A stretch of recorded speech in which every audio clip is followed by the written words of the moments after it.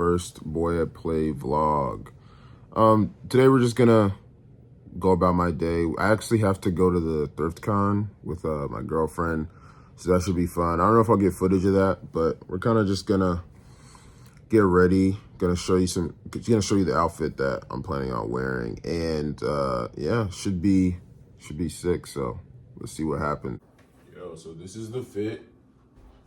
I don't know if you can see it. Hold on. Yeah, there we go.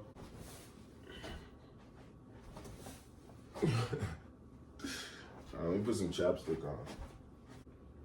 My girlfriend got me this this zinc oxide healing salve. I don't know if you can see it. Yeah, it's pretty good. The only thing I don't like about it is that it's pretty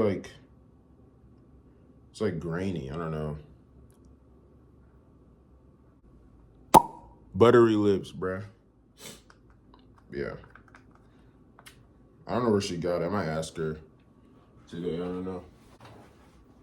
That's that. I'm probably gonna. I need to do the dishes. Damn. I gotta do the dishes, and then I also gotta make some breakfast. Cause I'm supposed to be at our place at 9. So. Yo, so I saw Sinners last night,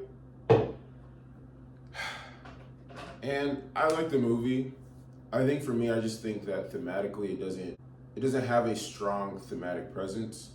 I feel like the themes get a little bit muddy. I don't know. The ending just didn't do it for me. I feel like I just left with so many questions. And it's not like one of those movies where like when you watch it, it's like, oh, this is up for interpretation. This is interesting, right? Like it feels like the ending was trying to say something specific, but falls short. Also, the conflict, I feel like, honestly made the movie weak. I feel like the build up to the movie was incredible. Like, I thought the way they displayed characters, I feel like the way that they built up the characters without it seeming so trite and jarring, or not jarring necessarily, but like in a way that it felt like almost like expositional dialogue. You know, like in movies where they need to explain every detail of a backstory. I'm glad that they didn't do that with this. They leave it for context clues, which I love, because we don't need a full backstory onto each of these individual characters. We can simply just get the sense of these characters from just the conversations that they have with one another.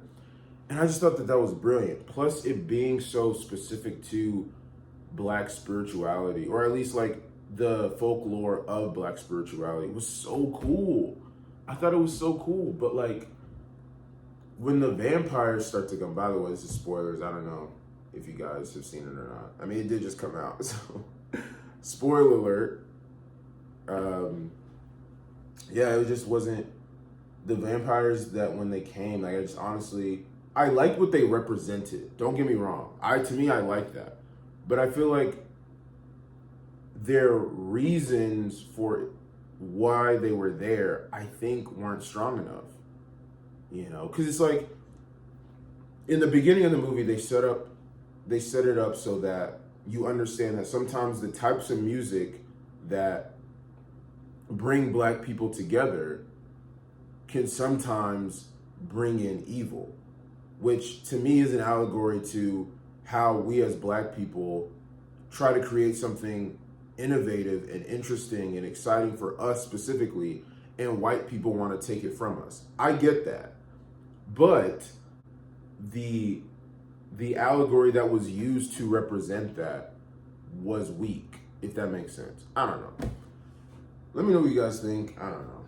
But visually, stunning. I mean, this movie feels like what happens when you give a very artistic Black person the resources to make something special. Like, this visually was so stunning that I think creates this level of heightened expectations for what the story is trying to say. And I don't think visually it matches up to what was trying to be said. That's just my opinion. I didn't hate it. I didn't hate the movie. I thought it was interesting, and I thought it was. I'm glad it exists as a movie because I do think that sometimes with Black creators we kind of get boxed in, and we kind of have to follow a specific rubric of filmmaking. But I like that. I like that this is weird. Like it's very few. It's very few times that we get. I think actually we're starting to get more with like people like I think it's Bootsy Collins. I don't know, the dude that made Sorry to Bother You, and people like Jordan Peele. Like these are directors that are making. Even the dude that made Moonlight, right? Like I think we're getting more Black creators to be more experimental with their filmmaking, which I love. I love that. So this is my breakfast. Got the boiled egg, the avocado, and the banana pancake. Yeah, I've been trying to get my get my protein in for the day. Trying to hit my protein goal. I was gonna have some Greek yogurt on the side, but I'm actually running late, so I'm about to scarf this down and head out.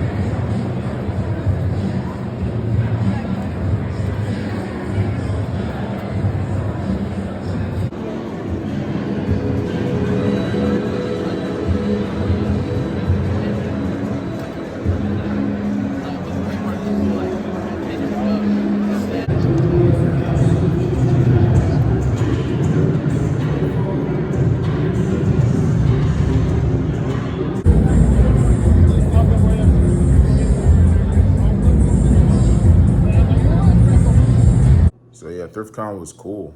I didn't buy anything. I just got a ring. But yeah, they were just charging a lot, you know. I mean, I've been to ThriftCon before, but yeah, they're just charging a lot to the point where it's not even thrifting. It's literally just vintage shopping, which I personally think those two things are different. To me, thrifting is money responsible, finding items for a low price, whereas vintage shopping is just retail with vintage items. But that's just me. But yeah, it was fun. And then after that, the next day we went to a park and we just walked around with her dog, and yeah, it was cool. It was really chill. It was a really chill weekend. So I realized that I actually don't have any protein powder or paper towels. So gotta go to Costco, get that. And then I'm gonna cook dinner, and I'm gonna finish editing my video for Paris, Texas, which should be coming out, I think, before this vlog. So yeah, bruh.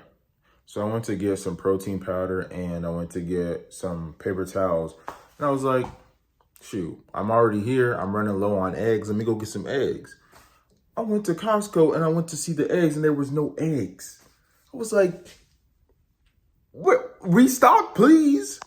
So I didn't record what I was making or what I made for dinner, but I basically just made a giant bowl of salad with some eggs and some salmon. And yo, it is so hard to reach your protein goal. I've been trying to hit my protein goal every day for at least 2 weeks now. And I've been doing pretty good, you know, but it's just really hard. And it's so interesting because before I wasn't eating a lot. I wasn't eating enough. And I noticed that like I've been trying to body recomp and it just wasn't. I mean, I was seeing progress, but it wasn't to the degree that I'm seeing now where like I actually have my nutrition dialed in. And it's crazy how like all the fitness influencer or the fitness people talking about, you know, making sure that you're hitting your protein goal, making sure that you're tracking your meals. Like that works. Like at least it's working for me. I don't know, but maybe some people it might not, but for me it's working. And I'm seeing like a lot of progress. So that's kind of what I've done tonight. Yeah, I'm gonna go for a walk, and yeah, let me know what you guys think of this vlog. It was kind of different. I've never really done something like this before, but let me know what you guys think, and I'll see you in the next one. Bye.